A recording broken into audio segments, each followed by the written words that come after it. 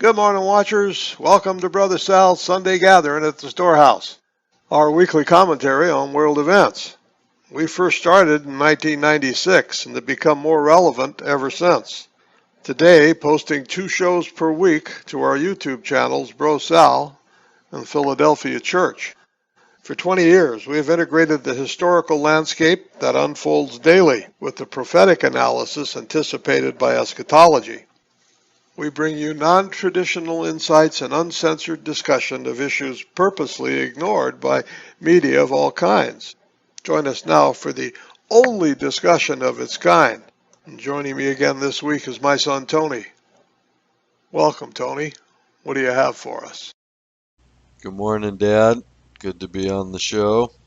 A lot of stuff going on in the news. Like I mentioned last week, it seems the same this week. All of a sudden, all my Yahoo news articles picked just for me have 3 or 4 headline stories that have to do with the Middle East and terrorism and Russia and all the stories that we were following for weeks before suddenly during the Christmas season. All those stories dropped off the top of the radar, interestingly enough. So here we are into January, and it's like everything's back on, back in the news. So the first one I have is from all the way back from the 12th. FP, it looks like. I don't know what some of these media sources are. It doesn't really matter. There's nothing original in any of this. It's all, to give us the official story in one way or another. But this one by John Hudson from January 12th says the title is "Turns Out Putin May Not Help Push Assad Out of Power After All." And I guess the theme this week is, Dad, that Russia's in it to win it. They're in for the long haul is what we're finding out. Armed to the teeth, unlimited reach in Syria, and that they're not going to help get Assad out of there. So this is just the first article about all this. There's a couple other things going on too with Iran. Of course, I see that's all bubbling up to be, to fit into these context that we've been laying out for so long now, right? I mean, I always feel like I need to keep reminding the people that read the New York Times and the Washington Post and watch Al Jazeera or whoever else your source is, how wrong they've been over the years. How completely fabricated all their stories have proven to be, right on up to 9/11. Go see what any of these people say about 9/11 and where they've left their journalistic investigation. So I say it's the same across the board. They're given exactly what piece of the puzzle they're given to leak or to tell, and they can go so far, but only so far in exposing certain things that are naturally exposed in the passage of time. But there's no journalism. The more I read these articles, there's no investigative journalism. Nobody's out to really prove anything, to catch anybody. It's all just entertainment reporting, headlines. It's like billboards in New York Times Square, all the flashing lights competing with each other to, hot girls, and that's the way I see it. Nothing is really getting underneath the storyline, the ugly storyline of where those hot girls come from and how not hot their life is, and all the kind of stuff that really matters is glossed over into this this masquerade view of reality. Everything is a mask, and it's very elaborate, and it's very exotic at times, whatever it needs to be. What it isn't is very revealing of the truth. So I always feel I have to repeat that, Dad, because we get a lot of new listeners on the Sunday gathering that are just viewing this because of the headlines.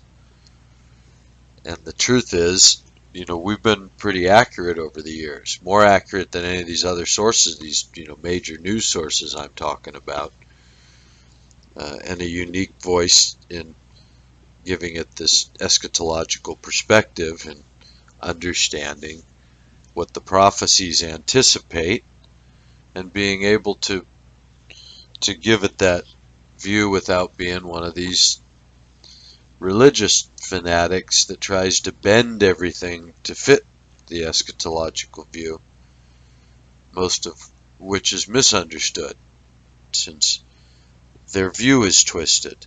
The view they've been handed is twisted, which is why they're looking for an antichrist that's anti-Christian establishment, instead of an antichrist that fits the scriptural requirement, is a false deliverer of the Jews, the state of Israel, who denied Jesus as their Messiah.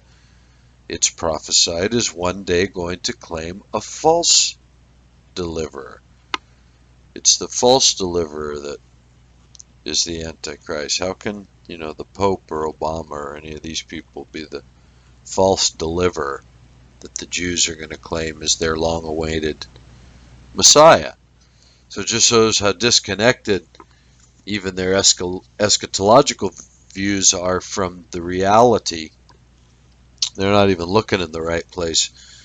They're not even understanding the prophecies correctly and putting the history to them. And so, we've been doing that for many years, and we've been right from 9/11. We've been right from the Arab Spring. We've been right from the rise of ISIS. We've been right from the fall of Libya. All the things that we were projecting as they were happening, or just before they happened, in the sense of Libya and such. Iraq, how many years before, Dad, was the writing on the wall for Iraq? 2000, when Iraq and Libya and Syria said, we're not going along with this new roadmap to peace that you guys are trying to push. Right? The writing was on the wall for those kingdoms, and they said, no, we don't want this roadmap to peace. And so, because of the eschatological view, in which the prophecy of Daniel indicates that when this little kingdom comes up,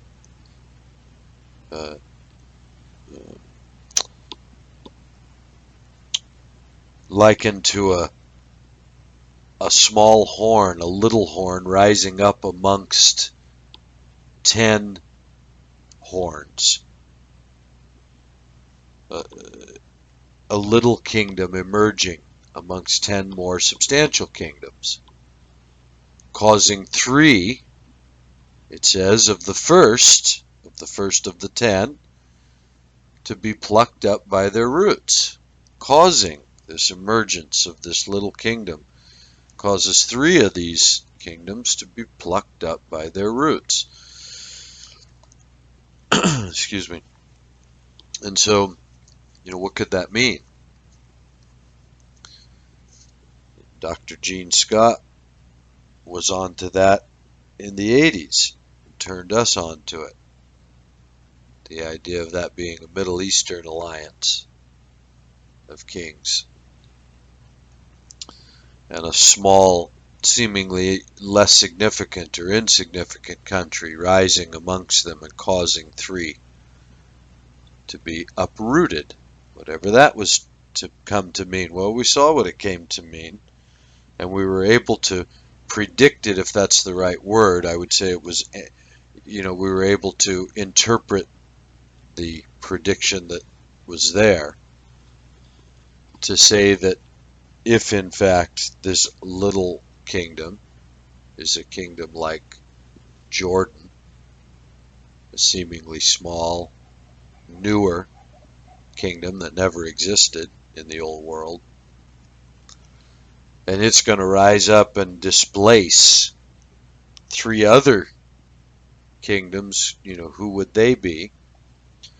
Well, 2000 comes along and all the Arab kings meet from the territory described in the prophecy, the old Roman Empire, and they decide on this roadmap to peace with the Jews, except for 3 countries, funny enough. Iraq, Syria, and Libya said no, we won't go for that. So we said, geez, that's the ones to watch, right? You got the eschatological view that an insignificant kingdom is going to rise up, and out of it 3 more significant kingdoms are going to be plucked up by their roots. And in history, you have this modern, say 100-year-old establishment of Israel, this false establishment of this false state of Israel in the land, in the name of God, in the name of Scripture, terrorizing their Arab neighbors. And you come to a time now when the people who are doing the terrorizing, the alliance, the Western world, the Zionist supporters, which is Christianity in the Western world, are trying to make a deal over there for that territory, or at least on the surface that's what they're saying. And 3 of these kingdoms say no. Well, when the deal as we're looking at it, Dad, is a false Messiah coming along and the Jews wanting to rule that whole land from the Nile to the Euphrates, their Zionistic goal, excuse me, is to rule that whole land. And so if that's what's coming, well, then it's the people in that land that have to be taken out of the way for this. And it's this little kingdom prophesied that's going to come up and rule it. And the way we're seeing it in the real geopolitical historical view is this little kingdom that rises up is supported by this Western alliance. That's the whole point of this, and the point of the resistance of the ones that just can't go along with it. They can't. They're too deeply committed to their own cultural way of life and their own lineages of power and enablement that have put them there. They can't just cut that and start sucking on the teat of, what would you call it? American, Vatican, European banking conglomerate that Professor Quigley noted was running the world and had plans to run the entire world, had infiltrated the entire world, not one sovereign nation that they didn't have, money funneling to get their way in politics, in education, in religion, all through everything. It's how Christianity winds up being the tool in this this cataclysmic ending that we're coming to. Christians are going to be the soldiers on one side. And so anyway, it's this first article, Dad. What caught my eye this week is a lot on Russia. And I've been saying it for a long time that this is I guess the point I'm trying to make. What have I been saying versus Washington Post and New York Times? I've been saying that if you're going to have an Armageddon, you're going to have this cataclysm that both the Judeo-Christian and Islamic scriptures clearly define, and then you have it, more loosely interpreted through, things like Hopi Indian prophecies and Aboriginal prophecies and shamanistic visions and such that see cataclysmic endings. But through the monotheistic faiths, you have quite an accurate portrayal of these cataclysms that befall these people and over what. And then you have the secular view that of the Carroll Quigley or before him William Guy Carr with the pawns in the game that there's people engineering. They predicted 3 world wars to bring about their inevitable reign in the public. Through it take 3 world wars to bring them out of the closet and into the public to rule as the open rulers. And so only in that context, is what I've been saying for a couple of years now, anyway, only in that context does any of the news make sense, or can anyone have something, a solid foundation, a common denominator in which to sort through all this stuff and be able to see false flags for what they are, and in that way, whether whether it seems dark and dystopic or not. I mean, look at history. History is conspiratorial. It's always a small group of people with influence trying to get their way against what's best for the mass group of people. I mean, it's kind of the story of political history, isn't it? Certainly the story of financial history, since the modern banking system. And look at the people that are in those industries. They do quite well, don't they? They're not starving. The rest of the world might be starving. Kids might not be getting educated. The food quality might be going down and healthcare might be going down. But funny enough, the people in the banking world, they count their money in the billions, don't they, nowadays? They're not hurting. Politicians, the lobbying and politics, look at the money being thrown around to get people who are running a deficit country to vote certain ways. I mean, does any of that make any sense? So what is the real context, the foundation onto which all of this can make some sense? And so that's where the eschatological view, I believe, gives it's I find nothing but confirmation. I don't have to twist history to turn it into some religious fantasy, nor do I have to twist the religious scripture to suit some, to make it look like it fits history. It's just really quite amazing that we've been able to analyze it accurately for 20 years, basically 15 anyway, since 2000. We've been all over it.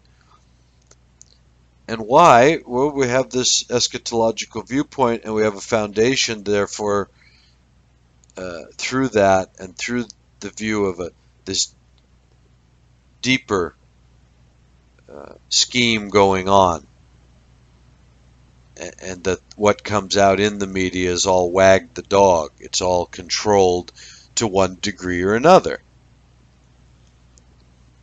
Doesn't mean that just like I said, doesn't mean every person's in on it.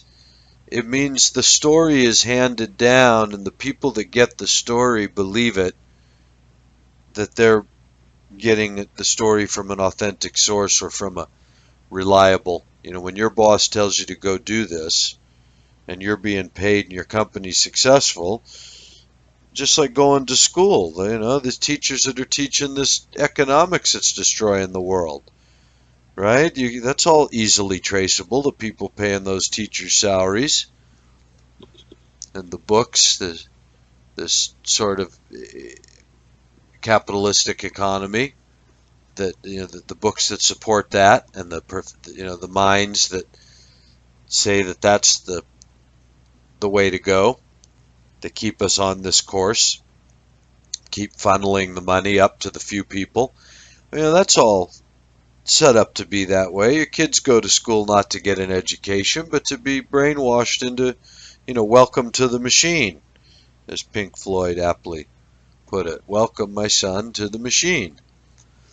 And so you're bred into that machine. And so that, I always feel I need to stop, Dad, and plug that and not just go through these articles, because once you have that, you can go through all the articles you want yourself and start seeing through it.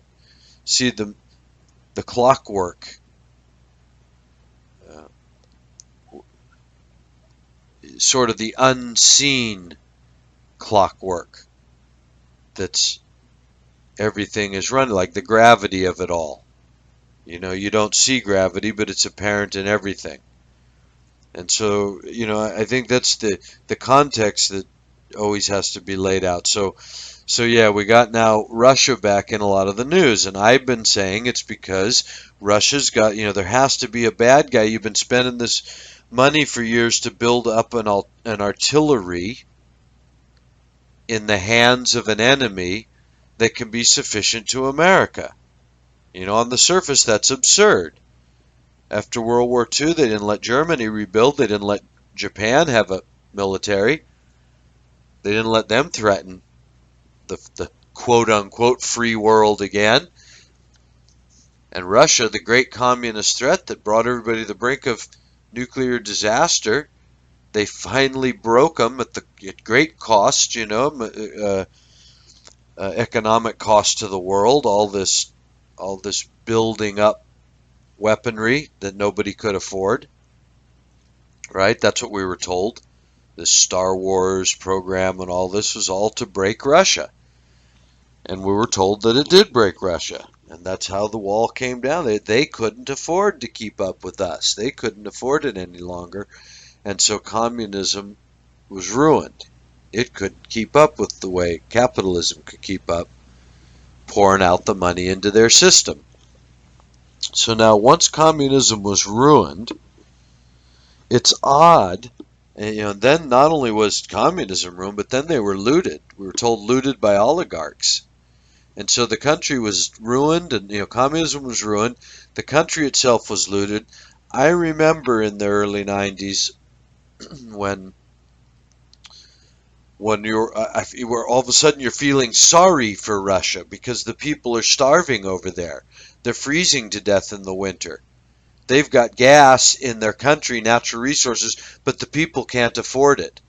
And they're freezing to death because the oligarchs are stealing everything, and the Western capitalists are, profiteering off all the things the oligarchs are willing to sell. All the antiquities and all the, right? I mean, that's what we were told not 20 years ago, 25 at the most. But up until at least 20 years ago, Russia had nothing. And now what I'm reading this week, Dad, in these articles that I want to, hope to get to this week, is that Russia's been years under crippling sanctions. And yet, meanwhile, they've ordered billions in more advanced equipment, right up to date, being delivered, on top of this arsenal that they built to rival America's. And I'm thinking, when and how did they do that? They were so broke 20 years ago. How did they get the loans? And why would America and NATO and the United Nations allow Russia to rearm? So I've been saying that only with this deeper context of a look at people that want a third world war. Only when you realize that the people that funded it did it for a reason. And the reason's coming up. It's World War III, which was predicted at least in 1958. And that 1958 prediction was predicated on something that was purportedly written all the way back in the end of the 19th century, 1890s. And so that comes from things that were being worked out in the 1870s with Mazzini, the Italian that started the mafia, and General Pike from the Confederate Army in the United States after the Civil War, and that these were the people that were part of this conspiracy or were representing the people that had the money that were planning to rule the world through 3 world wars. So whether that's fiction or not, it was, it's verifiably written as a prediction as far back as 1958 through William Guy Carr's work, and so it is, we've gone over that. I don't have to repeat all that. We've got a show called Predicting World War or something like that several weeks back, and so, but it is uncanny. And so with so if you just, even for the sake of argument, imagine that there is such a predicated foundation to history. There's really such a group, as Guy Harvey saw, or as Professor Quigley saw, there really is such a system of power behind the money that's infiltrated all countries and pulls the strings of Russia, as well as America, as well as China, as well as Europe, as well as Korea. It starts to make some sense of things, how all these countries that are essentially broke, yet have bankers that are rich, yet have oil, exploration and oil infrastructures that are, endlessly funded, and have militaries that have nothing but aggressive aspirations to continue to build militaries despite this United Nations, this, roadmap to peace. Everything's about a peace process, and in a world since World War II ended, in a world with one superpower, committed to a United Nations world of peace, it's been nothing but military buildup and military warfare in every corner of the world. Every poor African country's got weapons. Where do they buy the bullets? How do they, who funds that if someone doesn't want people shooting people? If that age-old understanding of the banking system funding both sides, that European system having funded both sides of the American Revolution, both sides of the Civil War, right? Both sides of World War II and World War One. When you look at that, it all of a sudden starts to make a little sense. And so, I'm trying to throw that out there, since, you're never going to find, if it's the truth especially, you're not going to find the media exposing that, because it means the media is bought and paid for, as people have been exposing for many years now. The majority of the media in the world is controlled by, a handful of corporations, and which means just dozens of board of directors, dozens of human beings basically that make up the board of directors, influence everything that goes out in the media. And they, strangely enough, have all their holdings in things like oil companies, and they spend a lot of money lobbying governments, and they own weapons manufacturers, things like that. And so, connect the dots, and that's what we're trying to do. I mean, that's what this whole show's, kind of morphed into, from pointing out that it is quite the eschatological world we're living in, into that being so obvious to the people that have followed Dad for years, that now we've been just, keeping up with the watch of events, of what's going on and how does that fit this profile that we've been, accurately painting for 20 years. So for now we got Russia, Dad, and they're saying now, yeah, darn it, turns out he's not. I don't have time to read all the articles from this week. There's so many again. But this one from the 12th, uh, I'll just read the first couple of paragraphs. President Barack Obama's former ambassador to Syria told House lawmakers Tuesday that Russia's military intervention in the country has set back, not advanced, efforts to reach a diplomatic solution to the 5-year-old conflict. The gloomy comments from Robert Ford, who served as ambassador to Syria from 2011 to 2014, stand in direct opposition to the State Department's growing optimism that a Syrian peace deal may be in sight. Deputy Secretary of State Tony Blinken and other top officials have argued that Vladimir Putin's military intervention on behalf of Syrian President Bashar al-Assad could give Moscow the leverage needed to prod Assad to step aside and make way for a successor. Ford had a very different take. Quote, I think the Russian intervention has made it infinitely harder to get the concessions needed, which will impede getting to a new national unity government, he said in testimony before the House Armed Services Committee. So they're basically, the article goes back and forth pointing out the two sides. The State Department said, hey, if Putin's involvement being such a force is going to render Assad useless without him, so Putin can say, hey, you're going to have to step aside now to help protect my interest that I've spent so much money here investing in. I haven't invested in you, Assad. I've invested in the interest of Russia. This guy, Robert Ford, is coming along and saying, no, unfortunately, Russia is happier with Assad's regime. That's what gives him the most stability. So he's fighting for that regime as much as anything else.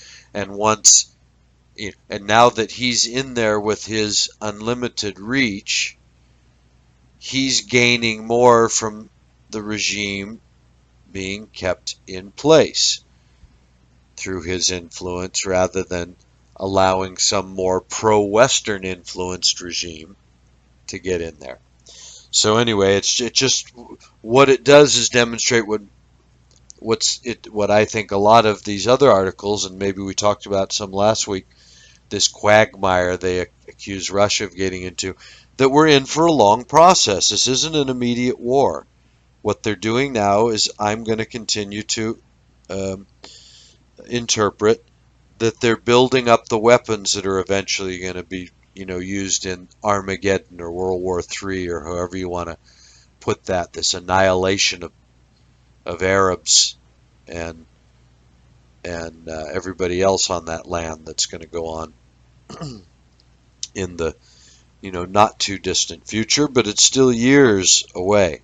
And we're seeing the buildup in the beginning. So now it turns out Putin may not help push Assad out. Of course, there's no real deep journalism so that we understand, what it's really hinging on, who the players are, what the alternatives would be for both sides. Just this constant, keeping it hanging. Just one more loose thread to keep us on the edge and keep baiting everyone deeper into the house of cards. Okay, next one. I have so many of these tabs up that I'm just going to go through them. There'll be no rhyme or reason. We'll tie each of the separate threads together at the end, Dad, because I fear I'm going to spend too much time ad-libbing and not get through them. This is one from Saturday, Business Insider, June 16th, by Ashley Lutz. America's most iconic retailers are shutting down stores and laying off thousands And this could be just the beginning. Now, I know, again, I don't, there's so much in these that when you start reading, and if you have a context and you can read between the lines, that's what I find to be interesting. And I'm not sure whether what people really want is me to read these line by line or just to keep bringing out some of this stuff and pointing at it. And you go read it line by line with this idea in mind, but they're pointing out, Walmart and Macy's. Walmart's closing 269 stores, Macy's closing 40. They're blaming it on all the online stuff now. Amazon, for the most part, is getting the biggest credit. Everybody shop on Amazon online, just like you predicted, Dad, about 20 years ago when all this first started, and I was like, no way, who wants to, it takes 10 minutes for one single page to load on a computer back then. Who wants to shop online? Everything's so limited. It takes forever to sit at a computer and all that. And you saw the future. You saw that eventually all that will be mapped out just, because you lived through the technological age when they went from things like calculators that used to be, the size of a modern laptop and have, 5 basic functions. But that was still an aid to engineering compared to having to work it all out longhand. Now you had a machine, so you could punch in all those decimal points and get an exact number.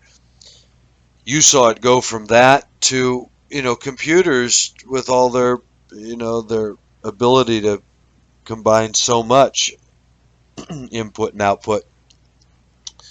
So you saw that. I didn't really. To me, I saw the world in a different state, like I always have, more Renaissance kind of way. And to me, it's, the whole thing was absurd. The time spent and the idea of getting everything out of this little plastic box. But of course, we are in that time, and so much has gone that way. And so it is natural that a certain amount of the retail world would be absorbed by it. What the journalism doesn't point out in this is, so how many more people does UPS have to hire to deliver this? What's it meant in the real world of economy in the sense of the stuff that's resulted in all the orders Amazon's gotten, right? How many people do they have to hire to process those orders?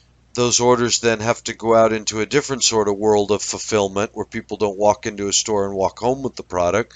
So what does that mean in the way of putting other people in places that are no longer working at the Macy's and the Walmarts that are closing down? Because as I've been saying now, I see that I got sucked into the doom and gloom a couple of years ago of all the alternative media and the crash and all this kind of stuff. When all that is, again, all that's controlled. It's all wag the dog. These people have all the money. I find that the big clue is, Dad, there isn't the money in most of these economies, probably any of them, for half of the stuff they tell us they've got. All this Star Wars stuff, all these satellites, these Hubble telescopes, these surveillance systems, these excuse me, laser, these sort of space weapons systems, all the NASA investment, on the frontier of exploration and this kind of thing, all the deep sea exploration, all the social programs, and then on top of all of this, you mean the tax money that can hardly keep our schools running and this and that. We can build these weapons and support militaries around the world and the building of bases and all this kind of stuff. I mean, I know the drug trade pays for a lot of that, but still, these little countries in Africa and other places, whether it's Libya or, how many people do they have? They said Syria's got 22 million people and 11 million are on the run. Where do they get the money for the military that they're able to put up a fight? What? Who funds all this stuff? I was reading last week, I think, or a couple weeks ago about Yemen. These people are impoverished. We're talking about some of the poorest countries in the world, and yet one of the things they have is militaries, rocket launchers. They're ordering, these multi, hundreds of millions of dollars for aircraft and such. Who's paying for all that stuff?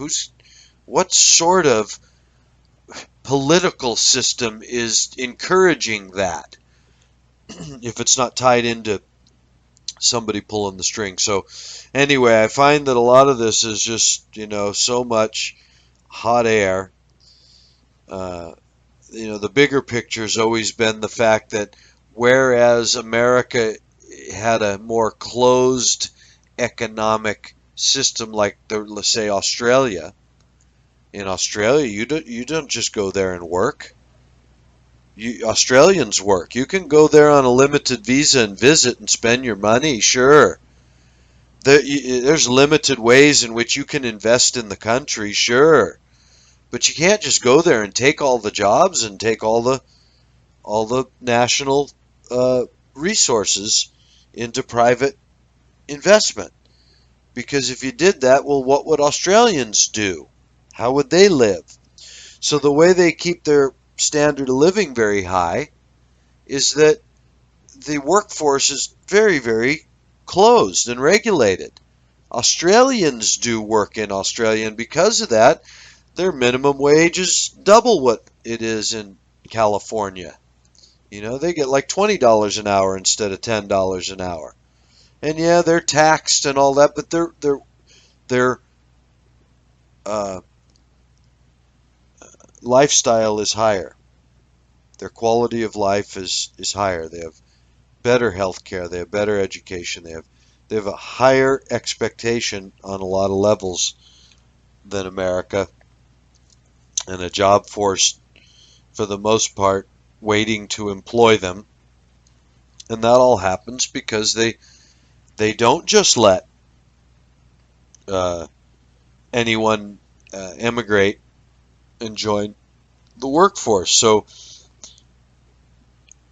people point to America. That's what made us great at the time that America was great. People came from all over the world, and so we had this unmatched ability to compete in the world, because we had people that could do things from every walk of life that could supply that skill to what needed to be done. But that's not really what made America great. It's the investment from the European bankers that took advantage of that labor force. That's what made America what it was, and the establishment of America as the political and military arm of this international cabal of bankers. That's what they really did. Vatican City is the religious center. There's only 3 independent centers in the world: Vatican City, London City, and District of Columbia in America. That gives you your sort of understanding of the deeper hierarchy of power when you factor all that in. And so America was always built to be a certain arm of this system. And while it was useful as an industrial power, it served its purpose. But as that shifted through the use of financial products and financial power now over to Eastern labor, cheaper labor, Taiwan and China and Singapore and all throughout Malaysia, Indonesia, all the labor centers, India now. That's really what's done in the American way of life and American economy, and there's no secret in that. They just don't talk about it in journalism, because then you'd have to point the finger at the same half dozen corporations, basically the same group of 500 people in the world that are getting the benefit from that. See, and you can trace that in history, as Professor Quigley did, and show that there is this small group of people that uses their influence over money to have their way with the world, politically, economically, educational, religious, everything. They have it the way they want it and can infiltrate and manipulate societies at will. And so the thing about Australia is it isn't that kind of a place like America became. And so Australia, being of much smaller population and much greater resources, on a different level to extract the natural resources through a different way than in the United States of America. And so the quality of life for Australians is very good. It's just not good for immigrants. You can't immigrate there and go, undercut their lifestyle by doing the same work cheaper. And so they don't get the variety that you have in other parts of the world, like the United States of America. They don't have Chinese food like we do.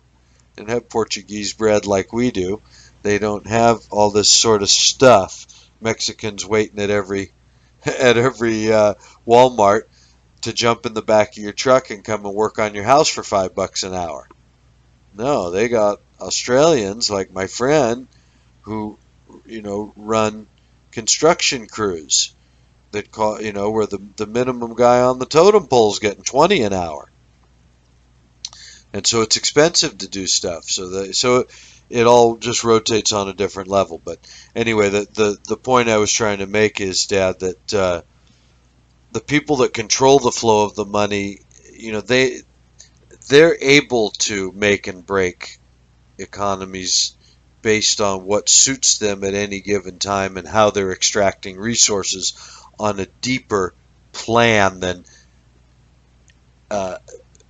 lifting the lives of the citizens up, right? That's all the political talk, but that's not what has ever happened, in the world, at least not in the last few hundred years since the Western banking interests have been in charge. So anyway, we got stuff closing in America. We know that. Okay, we got North Korea. This is from Bloomberg Business from the 12th by Sam Kim. Dad, North Korea turns more erratic as Kim's inner circle shrinks. And again, there's a lot of stuff in here, Dad, I'd love to read, because this one reeks to me of wag the dog nonsense. This guy's killed the grandfather, I think. He has ordered killed or sent away elders who served as advisors under his grandfather Kim Il-sung and his father Kim Jong, or his grandfather. I can't see if that's Kim Il or Kim Tu. Sorry to butcher that, but anyway, he's being painted as this real crazy guy with his finger on the nuclear button. Again, from one of these articles that points out how impoverished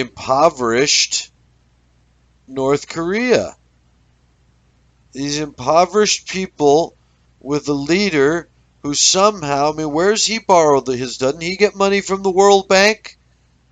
If North Korea is impoverished, who keeps this maniac in power? Who loans him money instead of loaning money to some? Isn't that how we, the West, have done it over the last 50, 60 years? When we want a regime change, we go in and we give money to the people whose ideas we like, which are people who are willing to sacrifice the country's resources and benefit of the people for our benefit, meaning this small group of international interests who have their political military arm based out of the United States of America. We want the people who are willing to say yes to that. Yes, I'll sell out my people.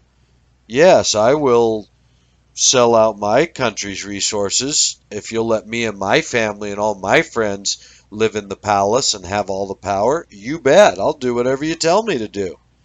Those are the people that we call freedom fighters.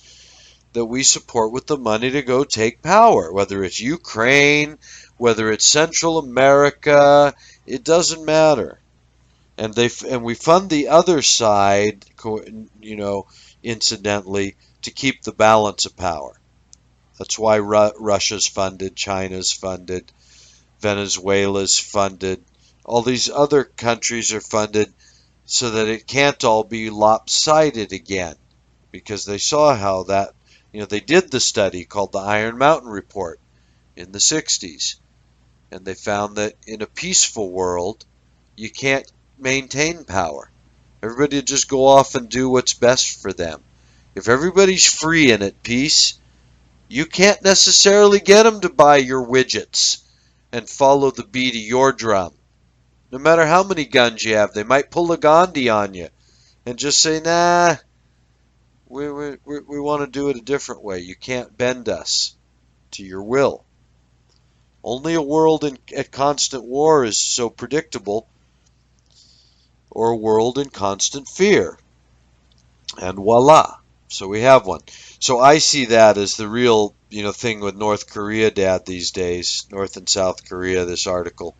We're flying B-52 bombers out of South Korea to go show them we're not afraid, and they're throwing the words around nuclear confrontation and, bull stuff. The people who have all the investment in the world aren't going to let one maniac start nuclear confrontation when how hard would it be to fund some freedom fighters and, or just send in a black ops crew and, send in a drone and, have that guy, gone. So I say no. Instead, you fund maniacs like that. It keeps the tension. It keeps the. Anyway, that's my dystopic, dark picture based on the foundation that there is, that all the media is a wag the dog front for a deeper scheme that's going on. And North Korea fits into it like everybody else. Another one of these poor countries with a maniac ruler with his finger on a button that spends all his country's money on military in a world with the United Nations and all this supposed leverage to be bending the world toward peace and bending countries toward peaceful solutions and minimizing the amount of conflict. Why is it then the weapons manufacturers that have gone off the charts in the last 50 years instead of, being just why aren't they almost like a subsidized utility of the United Nations to build just the weapons that are necessary to keep all the peace agreements that have been made in the world, right? Wouldn't that make more sense if things were what they are, purported to be on the surface? So anyway, that's that one. Back to Russia. Fiscal Times article, Dad, from Saturday by Martin Matashak, titled Russia's Military Buildup Continues with Big New Fighter Jet Order. So that's why I wanted to preface the Russia thing with what I talked about earlier. For some reason, between being so broke 25 years ago that their own people were starving and the oligarchs were looting and there was no end in sight to some sort of reasonable, coherent political system coming out of that country, to some years back, I was trying to find some information here, Dad, but I don't know now how many years now they've been under sanctions. And with what was mentioned in this article also is the oil prices. With the oil prices on the skids and the sanctions, Russia hasn't exactly been a financial powerhouse these last few years, right? They've had to. Here we go. This is what I found interesting, that they're selling also $2 billion agreement with China. That lucrative contract boosted Russia's economy, which has been walloped in recent years by economic sanctions over the nation's actions in Ukraine and the dramatic tumble in the price of oil. Walloped in recent years. Okay, so this is a country that's not only somehow in that 20-year intermediary between being dead broke and completely, in the sort of political wasteland.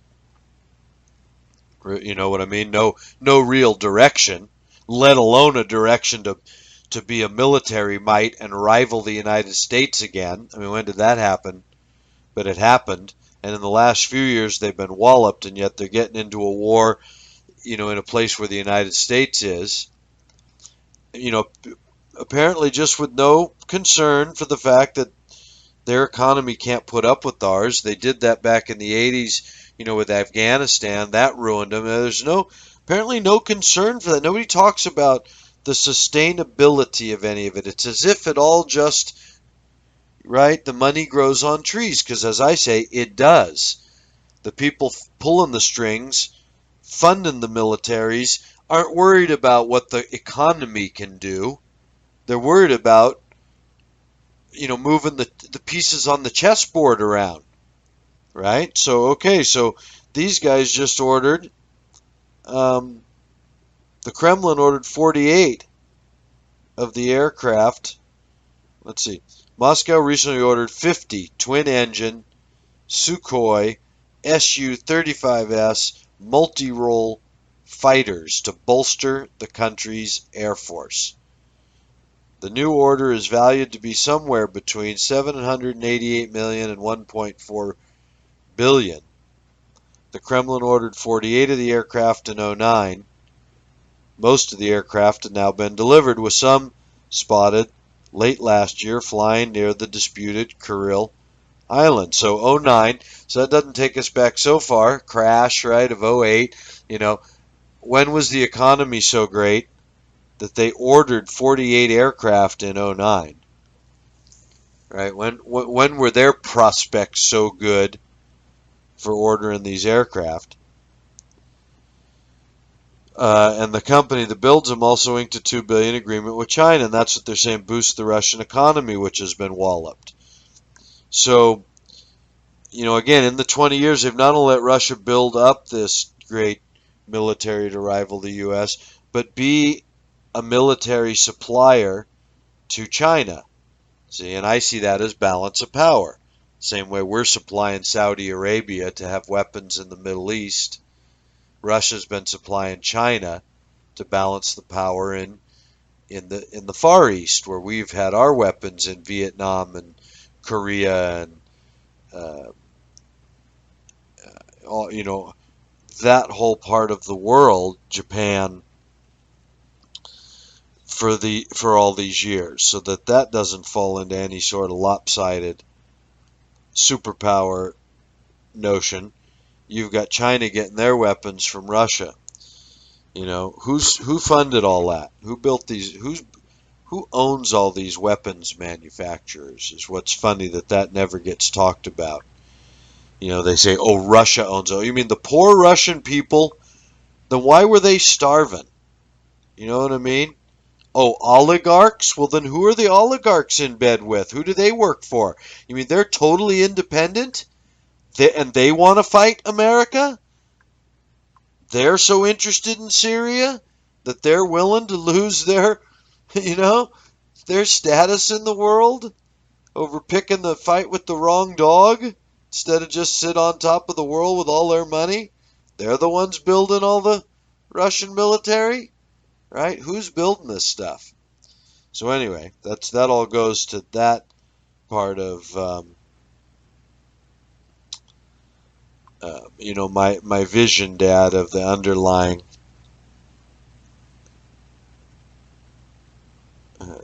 the underlying schemes that are playing out based on this predicted 3 world wars, or at least somebody wanting war. The The planes cost around $65 million each, similar to the FA-18, but far less than the Lockheed Martin produced F-22 Raptor with a price tag of $150 million, or the F-35 Joint Strike Fighter, which costs around $100 million or more depending on the variant. And that's the ones that we make and sell to our buddies. Anyway, that's it. That's the end. It's like a 500-word article just to let you know Russia's building up military. All at a time. Again, everybody's calling for peace. Everybody's broke from the financial scandal that went on years ago. The oligarchs are raping all the countries. Everybody's medical system is taxed. Everybody's, financial system, China's got these uh, ghost cities and a stock market propped up on like a house of cards on buying their own paper, which is American paper, which is part of what keeps the American stock market propped up on hot air. And yet everybody's building 65 to $150 million fighter jets. Why? Who are we going to fight if we're all making peace? Why do we need all this stuff? Whose economies can support that? Whose people are voting for that? It's just such a wag the dog outrage. Okay, so here's another one, Dad. Let's see, how am I doing for time? I'm running short. Out of the AFP, January 15th. No name on it. Just AFP, which I think we decided was Associated French Press. Russia, Syria agreed open-ended military presence for Moscow. And so this article points out that since August 26th, 2015, more than a month before Russia launched a bombing campaign against the Islamic State group and other terrorists at the request of Syria's President Bashar al-Assad, they signed an agreement which was, quote, concluded for an open-ended period of time. So it was already determined that Russia was going into Syria for however long it takes. No particular time agreement there. Again, even though everybody wants peace, Russia's coming in to start bombing Islamic State, not for open-ended period of time. So not that any of that means anything, because of course you can pull the plug. It just means you back off when you're ready. But to put these articles out there, to me, keep saying to us, the brainwashed wag the dog public, everything's going to go on and on and on. Nothing is short term. Nobody's going to settle this. All our money is going to be spent on weapons, and those weapons are going to be used for an extended period of time that no one's even talking about committing to an answer to. How long? Open-ended is the words we use. Here's an article from something called FP by Piotr, I guess it's Piotr, so I don't know how to pronounce this name. Piotr Zelensky. The Islamic State hits Turkey where it hurts. And so this is to point out that the Islamic State committed the single deadliest attack in the country's history in October, when a pair of suicide bombers killed 102 people in the capital city of Ankara.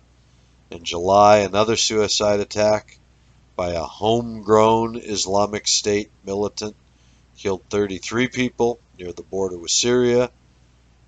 And Tuesday, January 12th, the bombing took the lives of 10 people, all of them German tourists, in the historical center of Istanbul. It may signal a shift in the Islamic State strategy in Turkey and elsewhere. And I wanted to read some of this data. I don't have time. I encourage people to read this because, it's pointing out that, going after sort of high profile, more specific targets like tourist targets to hit economies, which is scary and something I've been saying, for a long time, that is the way that they're, obviously they're going to get the most out of this false flag terrorism BS. But so anyway, in a bigger picture, I'd like to relate it to, the eschatological view that in the end, it's tidings from the north that trouble this king of the north, this king that's going to take over Iraq and Syria and probably all the way down to Yemen and Saudi Arabia, and is going to go fight and win in Egypt and take all the riches in Egypt and have Libya and Ethiopia as an ally. It's going to be Turkey that's going to want to fight him, and Iran. And for different reasons, Turkey because they want to be the caliphate and feel they have this sort of destiny and historical right claim to it, and Iran because the Shias are going to be under, now going to come under civil war sort of strain of elimination and feel like they've got no choice but to fight for their lives. But Turkey, yeah, and so I feel that Turkey's being softened up right now because remember, I see ISIS as this mercenary army that is the new caliphate's, false face in their driving back the Shia strongholds in Syria and Iraq, Yemen, Saudi Arabia, all of these places where this false flag terrorism's going on, where the fighting's really going on, where the bombs that are really being dropped. Who knows how many? They talk about all these thousands of bombs America's been dropping for a year, and that you never see, there's no proof of it. There's not one single person with their cell phone running from all the bombs that are being dropped, as part of these 11 million fleeing refugees. There's just zero evidence that there's really a war going on anywhere, but I say what the evidence is that there's a mercenary army and they're driving people out of their homes and off of strongholds that are now going to be transferred to a different power structure. And that power structure is something that Turkey's going to object to. They want that caliphate. And so they're being softened up at the moment. They're having their economy hit, and their infrastructure, if that's the case, is being hit, I think, at the moment to soften up their strategic power in the region, because that's been fortified for so many years, and they do have a very strong, how would you say, fortified, I guess, hand in that region. And so without being uprooted, they have to be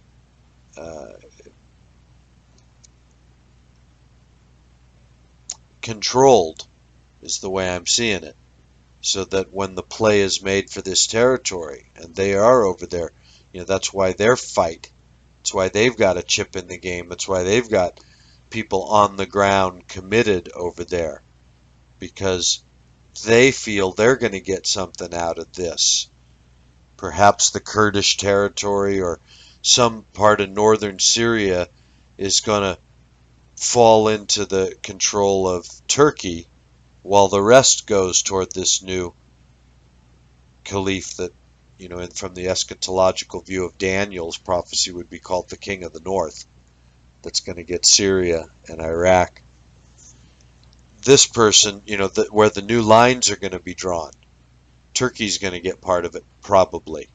And then they're going to want more of it eventually. That's where they're going to come into World War III, is wherever that line's drawn, they're going to want to encroach on that. And since the money's coming from all ends, the money will be there to support Turkey in its war, to support Iran in its war, to support this new caliph that's going to rise in Iran and Iraq and Syria in its war. And you've got now sort of that perfect triangle of forces, and then when you have Russian military on one side and Western military on the other, you can see how ugly that can get. So anyway, Islamic State hitting Turkey where it hurts. So, Germany's the number one visitor. Germany and Russia. And then look what's happened recently. Russia had this, Turkey downed a Russian plane. I mean, sure they did. With all the modern technology, like there was any threat there, in a state of zero threat, they just downed that plane, and it resulted now in what? Russian sanctions. Russia pulling people out of Turkey and stopping the flow of goods and stopping the visa-free travel and hitting Turkey. So what I see in the bigger play is Turkey's economy's being hit. Turkey's being weakened a little bit, which in my view is because they're getting ready in this bigger picture to give this other territory to this other king. And Turkey's going to have to accept the boundary that they're given. So let's see, Dad, if I can get through a few of these. I know I'm getting kind of close on time here. This one out of Vox World. It says, updated by Max Fisher on January 15th, 2016. Yes, the Iran sailors incident worked out fine, but there's still a worrying lesson here. And to keep Iran in the mix, I think it's important just to read a couple of these paragraphs, Dad, real quick.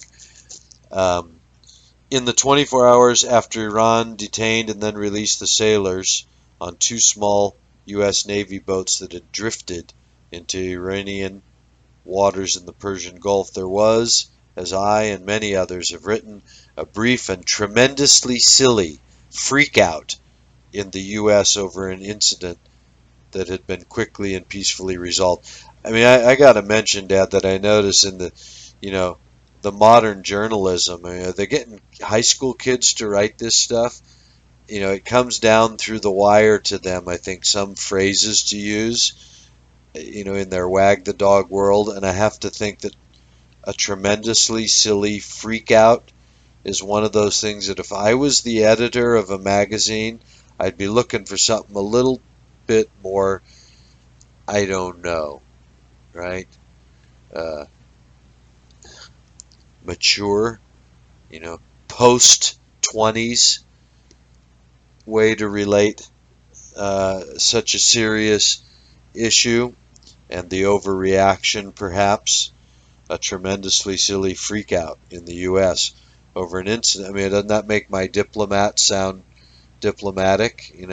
They had a tremendously silly freakout in the U.S. over an incident that had been quickly and peacefully resolved. But behind that silliness, there was indeed a legitimately serious issue here, hints of the still deep divisions in Iran just beneath the surface between so-called moderate versus hardline factions jostling to pull the country in two very different directions.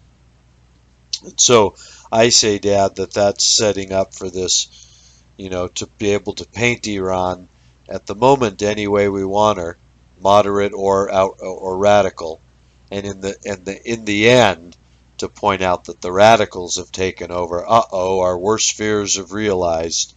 That's why we acted tremendously silly and freaked out back when that happened. So it's all part of that wag the dog world to paint Iran in a way that shows that, yes, we may have overreacted, but it's because we can't trust them. And the rest of the article basically goes on to point that out. But the ease with which it might have gone the other way, with which Iran's hardliners could have decided to exploit the situation to ramp up tensions, undermine moderates, and foment hostilities with the U.S., and the reasons to believe they likely desire such an outcome, should be a sobering reminder that Iran's still deep internal divisions pose a real risk to the U.S. and the nascent U.S.-Iran cooling. So I just noticed that it's too coincidental that the whole It's in the news a lot this last week now. And in the last several weeks, except for Christmas there, the Iran nuclear deal.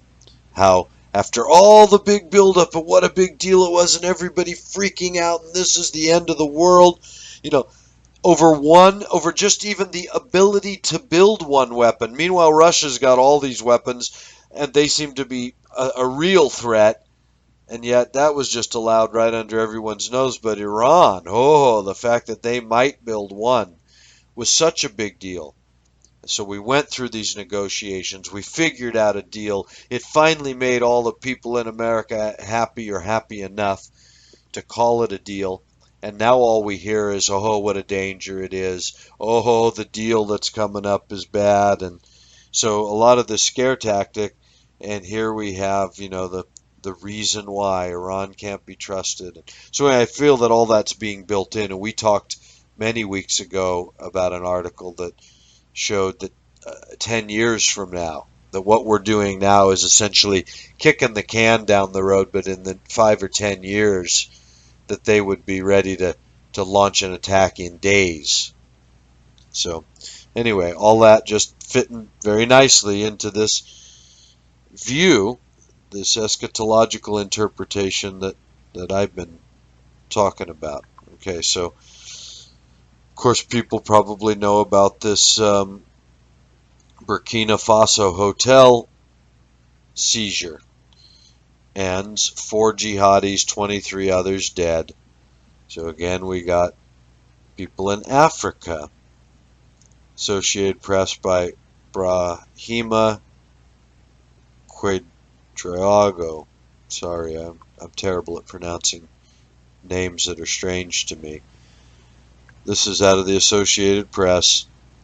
Burkina Faso hotel seizure ends 4 jihadis, 23 others dead. And I also wanted to read some of this, Dad, but I encourage people, since I'm running out of time today. I find it interesting how all this heavy stuff going down in Africa, these are, luxury hotels. Who's staying there? Who's trying to escape the mainstream by, going to Africa, staying in a luxury hotel? I think it said 18 people from 18 different countries were killed. At least 23 people from up to 18 countries were killed. I find it a little too coincidental. And then, of course, all the jihadists are killed. One was even tracked down, I think, the next day, or 3 were killed on site, I think, and another one they tracked down at a nearby, was hiding nearby. And so all of them killed, of course, so there's to be no questioning anybody about what's really going on or what they're about. An Al-Qaeda affiliate, of course, claimed responsibility. It's also random, right? Why those people? What'd they do to hurt the Al-Qaeda cause? And why were these people all willing to go give their life for it? Where do they come from? That they're just, why was one person hiding? If these are all, these people that are essentially suicide attackers, you don't go into these hotels just on these random killing sprees for a great religious movement and not understand that your odds are, look at the odds, what are these stupid people? It does nothing adds up in all this.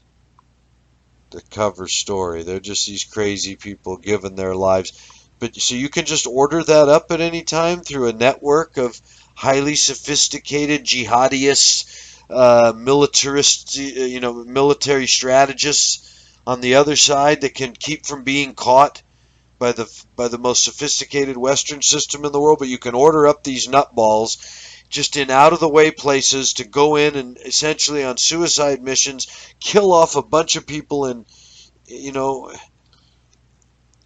So I'm wondering if anyone really did the journalism to find out what are who really died in these places? What are the connections? Are there people speaking out against the cause? You know, people that in one way or another, in one political system or one medical system or another, wherever, are in these, this is how you do away with people, kill two birds with one stone. You go shoot the place up, you get killed the people that you need dead, and you get to blame it on ISIS. You get to keep your war against ISIS going because this cover story of these radicals going and doing it, it just doesn't make any sense. Because if that's the case, how come you can't track down this network that sends these kind of people out? That can't be so encrypted and secret. These kind of nutballs that our systems can't uncover that. You can't just produce that and turn it on and off like a water faucet. People that are willing to go do these kind of things have to be highly committed.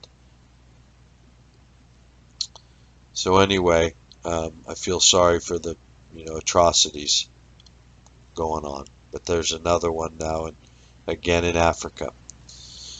Here's another wag the dog one, Dad. Business Insider from Saturday by Armin Rosen.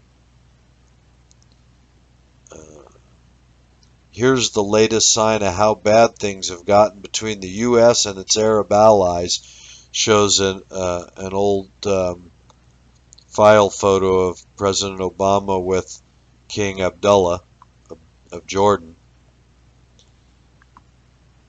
and talks about how they spent 5 minutes together in the VIP lounge at Andrews Air Force Base in Maryland on January 13th, and then goes on to point out that that's basically a snub and shows how, with someone as important as the Jordanian king as an ally, how we're basically just snubbing our way.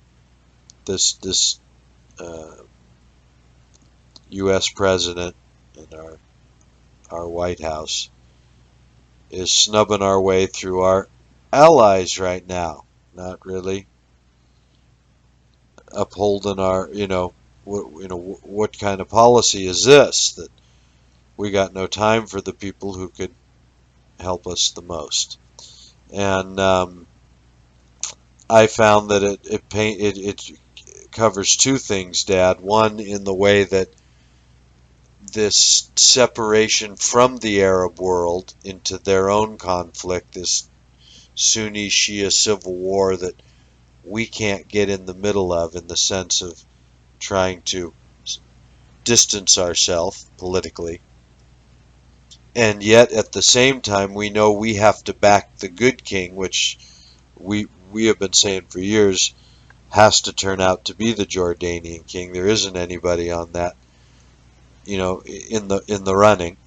He's the one that's going to be backed, and the boots on the ground have to be Sunni Arab boots to fight against the phantom mercenary army ISIS. And so, this just sets up to bring back how important he is, especially if it comes to to next year and the next president, and how they can point back to, Obama not giving him his due, but look at how much he's done, and look at how much we need him, and how much we need to send weapons his way and support him, and these kind of things. Because it's just such a silly thing to imagine that with all of our investment since the 50s in the Middle East, and the article doesn't talk about why, what schedules either of them were on that they only met for 5 minutes, and how intricate their alliance is that they would put 5 minutes aside instead of just say, well, I'll see you next time. But instead, actually got together to have a few minutes in their travels. What makes it a snub necessarily, except that they want to paint it this way. And so I say that that's to put distance, between the U.S. and the Arab world right now, to just keep dividing everything, to keep putting distance and tension everywhere. And in this way, uh, and then also to perhaps establish, as this article tried to, the importance of Jordan. That why would we snub him when he's such an important ally? Okay, anyway, Dad. And the last, I see that as working into a deeper scheme, because all these articles are wag the dog. They all have their meaning at their time to fill the void of constant revolving BS that has to go through there to keep brainwashing the public, covering stories that can't be completely undermined, right? There's certain things you just can't stop the people from knowing or hearing, so you always have to be on top of it, covering that stuff. So, that's what I'm always trying to do with the news articles, is just sift them and let them fall into this context or foundation, knowing that they all fit a deeper scheme, but probably very little of what's purported on the surface is true. So this last one from Reuters, also from January 12th, says Russia to deploy new divisions on western flank form nuclear regiments. And so this goes back to what I've been saying about building up the arms in that region for the coming war. Russia will create 3 new military divisions on its western flank in 2016 and bring 5 new strategic nuclear missile regiments into service, the country's defense minister was quoted as saying. The defense minister's announcement was consistent with a multi-billion-dollar overhaul of Russia's military. Multi-billion-dollar overhaul, which is currently carrying out airstrikes in Syria after helping annex Ukraine's Crimea region in 2014. Right? All this by the broke country with oil on the, dropping.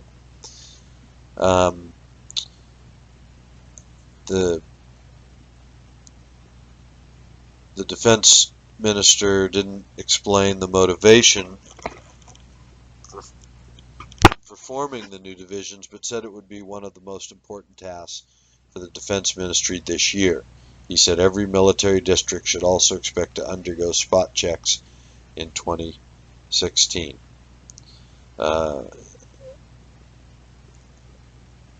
So anyway, the point being, they're spending a fortune upgrading and spot checking and all this kind of stuff at a time when supposedly,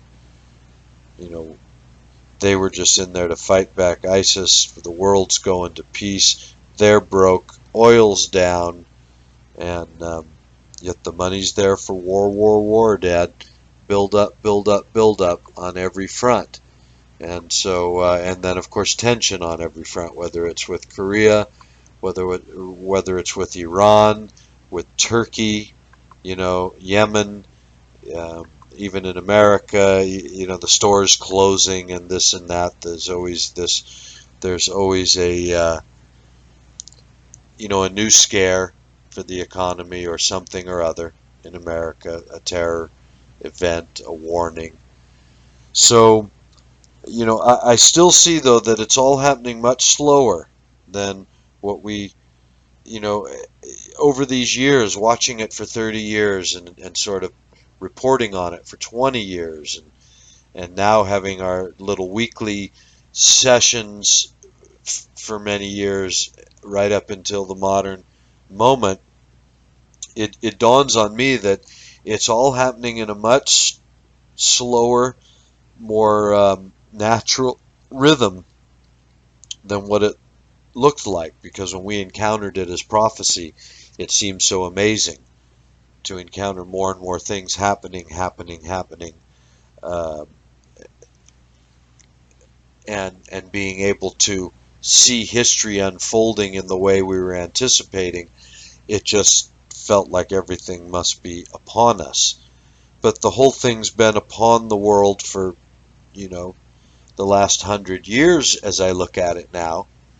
And the way it's playing out now is in that same 100-year pattern. I mean, in the same pattern that's been going on 100 years, and that is step by step, year by year, each thing comes into place.